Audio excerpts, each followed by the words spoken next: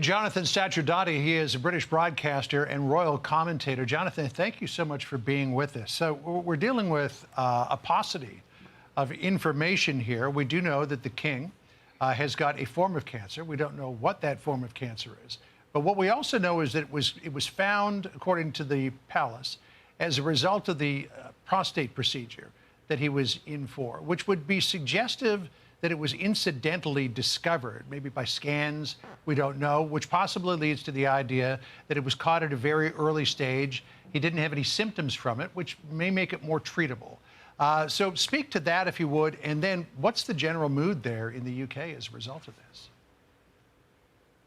The announcement that the king has been diagnosed with cancer has come as a bit of a shock because, as you say, he was already being treated for an enlarged prostate, but they've been very careful to say that that's not the cancer that he's been diagnosed with now. It's not prostate cancer, the palace says. So they haven't revealed exactly what kind of cancer he has, but it's believed that because of the tests he was having in relation to that treatment, they discovered this other cancer, and he's now starting routine treatment for it. It's notable that they've announced it, actually, because this is the first time I think I can remember a monarch being announced as having cancer. So remember that, of course, his mother actually had cancer, Queen Elizabeth II, for some years, and it was unannounced, unofficial. People didn't know about it, but she had particularly painful kind of cancer, bone marrow cancer. That was only revealed quite some time after her death. By Giles Brandreth, who was writing about it in his book. And indeed, George VI, his grandfather, died of cancer, but back then it wasn't spoken about. So I think that the palace is trying to set an example here that cancer is today something people talk about much more. And that's for a number of reasons. We're perhaps less superstitious about illnesses, but also cancer has a variety of different outlooks now, depending on which cancer someone suffers from and how early on it can be caught. You can be sure that he'll be receiving the best possible treatment as the monarch.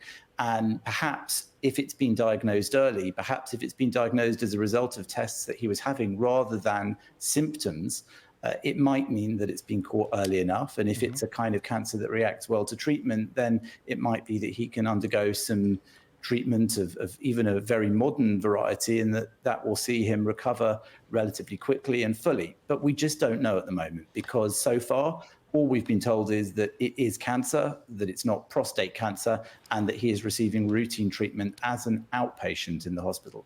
You know, Jonathan, so many people see this story happening, and they have stories like this in their own lives with their loved ones, their friends, family. And you just stop and you see this news and you just acknowledge that cancer is just awful. And it touches all of our lives in some way because it is just so prevalent. And we hope, based on the information we've been given so far, that because of how this was caught, because of his separate issue that he was having, that this issue was noted, that hopefully they caught it early. We now know, Jonathan, that the king's son, Prince Harry, will be flying in from California to be by his father's side as he begins his battle with cancer. I want to point out, Jonathan, we just found these pictures of yesterday when he was leaving the London clinic, the church there, Sandringham Church. This was just yesterday, waving to the cameras. There was a crowd there, as it's described in Daily Mail, where these pictures were posted. And Jonathan, quite frankly, looking pretty good, along with his wife, Camilla. That's right, Sandra. You can see that when he was in Sandringham yesterday, he actually went to church, to the Mary Magdalene Church, and he seemed to be looking pretty good, pretty independent. So while he is 75 years old, he's been, at least in appearance, very healthy and extremely active since he took over as the monarch. So again, these are all positives because, as we'll all know from our own lives, when relatives get diagnosed with cancer, again, depends on which kind of cancer he's suffering from, but it can have all sorts of different outlooks depending on your overall health, depending on your age, depending on how early on the cancer can be caught, and all of those factors. So those photographs that we can see show that he was looking at least pretty fit, that even though we knew that he'd been in the hospital for that enlarged prostate, and receiving treatment for that, he seemed to be active and getting on with his life. And so if as a result of the tests that he would have been having in conjunction with that treatment, they've managed to catch this cancer early on.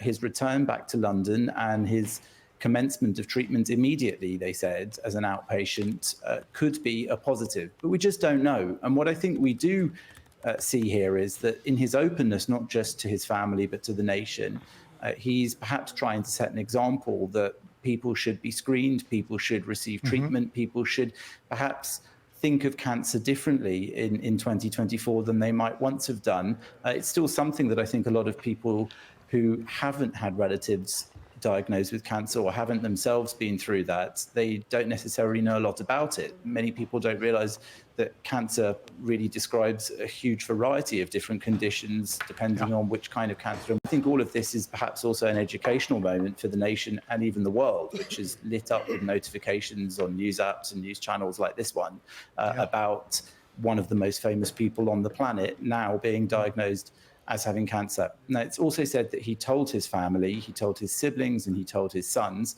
And as you say, Prince Harry is apparently going to return to the United Kingdom in the coming days to see his father. Again, something that is quite normal, I think, when somebody realizes or finds out that their father has been diagnosed with something serious like cancer. It's only natural that he might want to come back to the UK. And that might be an opportunity, perhaps, for some reconciliation between the two. Of course, relations have been frosty. And Prince William, his other son, who, of course, is the heir to the throne, is also going perhaps to step up the responsibilities that he shoulders, because with the king out of commission, at least for public duties, we are told he'll carry on with his private behind-the-scenes duties, but public-facing duties will be paused while he's undergoing the treatment. We may see Prince William stepping up to the plate, doing more. Of course, it's it's too much speculation and too early to talk about the king's possible demise, but cancer can be fatal in some cases, and that, of course, would see Prince William take over as king in due course. But we hope that that will be something far off, and that the king will make a good and full recovery from this cancer that he's being diagnosed with now. But to that end, we'll see, I think, Prince William taking on responsibilities now, even though his own wife, Princess Catherine, the Princess of Wales, has been in hospital herself. She's been undergoing treatments after abdominal surgery. We haven't been given a large amount of information about her status and what she was actually being treated for. But there's a lot of ill health going on, being spoken about publicly in the royal family. And I think that that's something that's got people concerned in the UK. Of course, there are provisions for how the monarchy runs, even when a monarch is unwell or unable to carry out his duties. So there is a line of people, councillors of state, who are appointed by letters patent to act in His Majesty's place. And by law, councillors of state include the sovereign spouse and the next 4 people in line of succession who are over the age of 21. So there are, of course, provisions in place should there need to be somebody else taking on the responsibilities. And those councillors of state are authorised to carry out most of the official duties of the sovereign. Right. All right. Well, we'll be watching for that in the days and weeks ahead. And it's a shame that it took a diagnosis of cancer to bring Harry and his father back together. But at least they are coming together. And as you point out, Jonathan, maybe it's a chance for some sort of reconciliation here. Jonathan Sacerdoti, thank you for joining us.